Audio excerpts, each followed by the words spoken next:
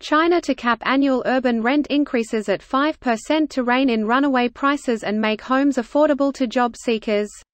Here's a summary of the article.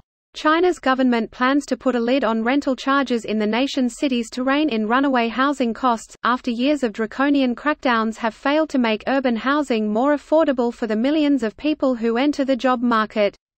Will not be allowed to rise by more than 5% in a year, the Ministry of Housing and Urban Rural Development announced ahead of a briefing themed Housing for All in Beijing.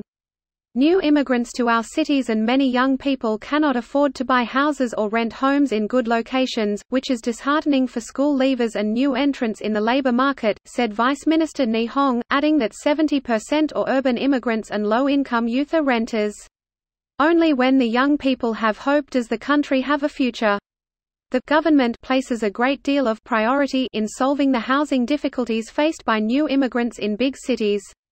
The latest move follows a raft of administrative rules and crackdowns enforced across dozens of Chinese cities since at least 2016, as the government sought to rein in runaway rental and sales prices in the country's white-hot residential property market. Who had famously declared that homes are for living in, and not for speculation, has emphasized affordable housing as a key tenet of his as the Communist Party marks its centenary in the world's most populous nation. Housing affordability, for both buyers and renters, has been a constant irritant in the government's list of policy priorities, as it struggles to douse speculation in the $2.7 trillion United States housing market. This post received a score of 4,800, with an upvote ratio of 95%. Here are the top comments in response to this article. Is it just me, or is there a higher than usual hash of China regulates X posts? Anyone in the know that can explain if this is a real increase in China regulatory policies? China likes to bring big changes to their country in the interval of 5 years. Usually they introduce a fuck ton of changes all at once in 1 year, then spend the next 4 years optimizing it and collecting data to see if the changes are working as intended. Meanwhile, you got another country introduce changes in 4 years and spend another 4 years reverse it. America, fuck yeah. Why are rents so high in China when such a large percent of their GDP is from building so many homes quickly? They should have oversupply, which keeps rents down. There is a lot of government housing, but if you want to live in a nice new condo in the city, that is expensive. Most of these housing problems are in the big cities where everyone wants to live. Anyone from a smaller city or rural area that makes any money is trying to move there, leading to this problem. Same as Vancouver. The problem with Vancouver and Toronto is the Canadian government has tried nothing and are all out of options.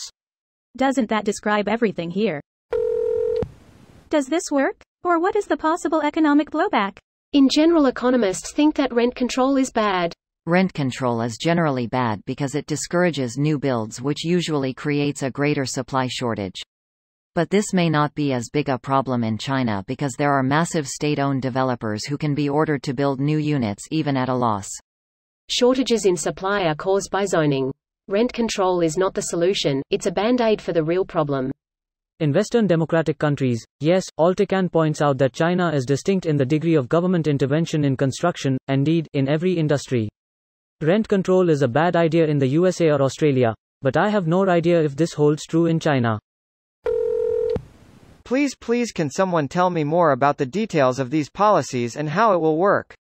This whole thread is just people talking about how rent sucks in America or about their assumptions on Chinese culture. This is a better deal for landlords than the CCP traditionally offered them. Mao is rolling in his grave.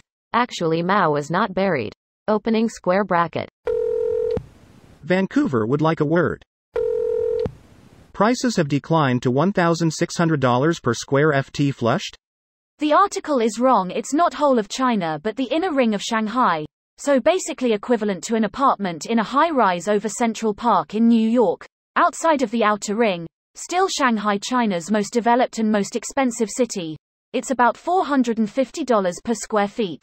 Source. Second and third tier cities would be much less than Shanghai. This video was automatically created by Reddit to speech.